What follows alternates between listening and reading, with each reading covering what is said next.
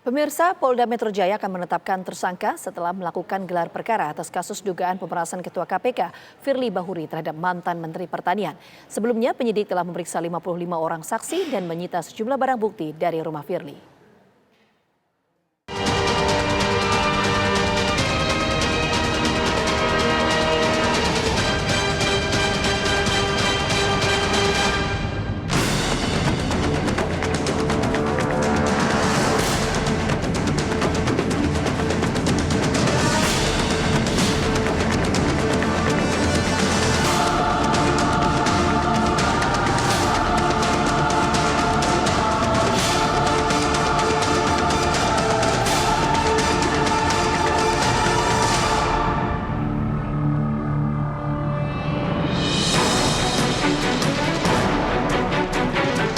Penyidik di Reskrimsus Polda Metro Jaya menangani dengan serius kasus dugaan pemerasan mantan Menteri Pertanian Syahrul Yassin Limpo oleh Ketua KPK Firly Bahuri. Penyidik telah memeriksa lebih dari 50 orang saksi, termasuk Syahrul dan Firly.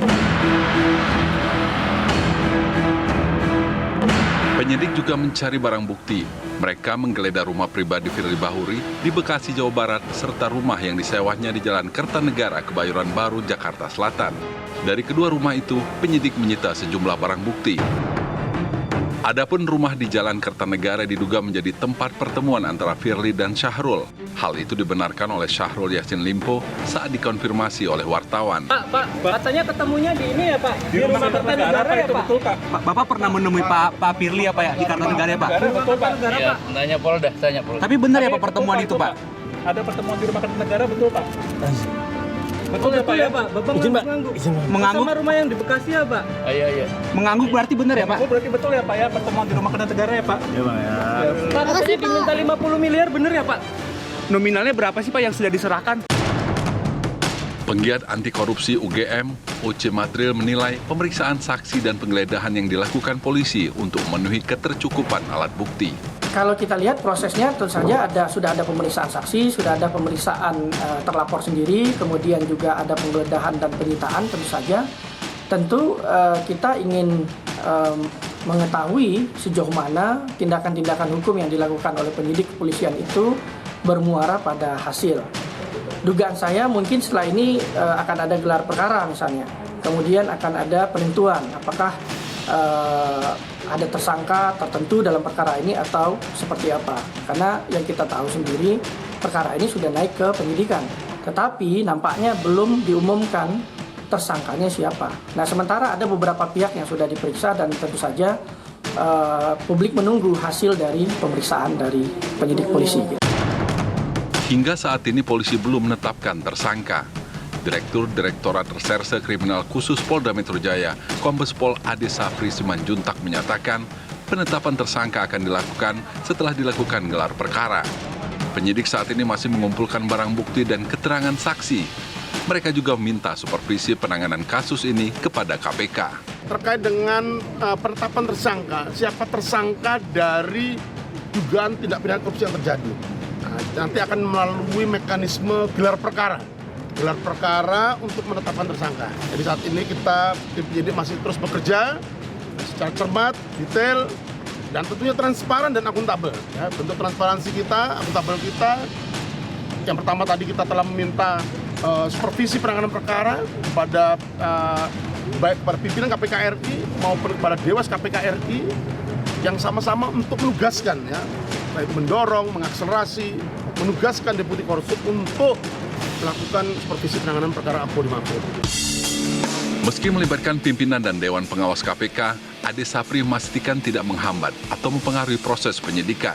Supervisi itu sebagai salah satu bentuk transparansi dalam penyidikan. Selain ditangani oleh Polda Metro Jaya, kasus ini juga ditangani oleh Dewan Pengawas KPK. Namun mereka mengalami kendala karena sejumlah pimpinan KPK tidak hadir saat pemeriksaan. Dari 5 orang pimpinan KPK, hanya 1 yang datang, yaitu Nurul Gufron. Sekarang kalau orangnya tidak ada mau diperiksa bagaimana? Saya tanya dulu. Karena kan lagi jadi sorotan publik. Nah iya, kalau orangnya tidak ada bagaimana? Kami bisa periksa atau tidak? Dewas kan tidak punya upaya paksa. Kami tidak bisa menghadirkan toh. Nah itu. Oce Madril meminta Dewan Pengawas untuk bertindak lebih tegas dalam menangani kasus ini. Apalagi ini merupakan kasus dugaan pelanggaran etik dan pidana oleh mantan Kapolda Sumatera Selatan tersebut. Undang-Undang KPK versi revisi tahun 2019 itu memang menghendaki adanya Dewan Pengawas yang kuat.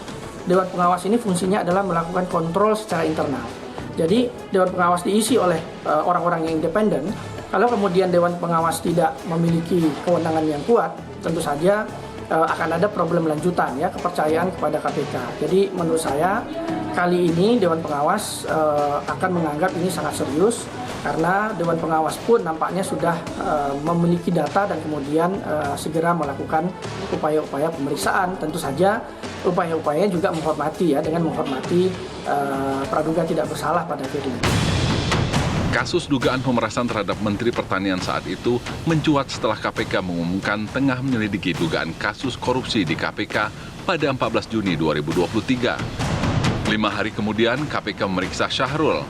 Dalam rentang waktu tersebut diduga ada pertemuan antara Ketua KPK Firly Bahuri dengan pihak yang berperkara Mentan saat itu, yaitu Syahrul Yassin Limpo. Sejumlah foto dan video memperkuat dugaan pertemuan itu. Pada 12 Agustus 2013, Polda Metro Jaya menerima aduan tentang adanya dugaan pemerasan. Polisi menindaklanjuti kasus ini dengan memeriksa 55 orang saksi, termasuk pelapor dan terlapor, menggeledah 2 rumah Firly, serta menyita barang bukti. 2 kasus yang saling berkaitan ini mengingatkan publik pada 2 kasus yang menjadikan KPK dan Polri berhadap-hadapan. Namun kasus Firly dan Syahrul ini dinilai berbeda dengan Cicak versus Buaya jilid 1 maupun jilid 2. Publik berharap kedua kasus ini ditindak secara profesional dan berkeadilan.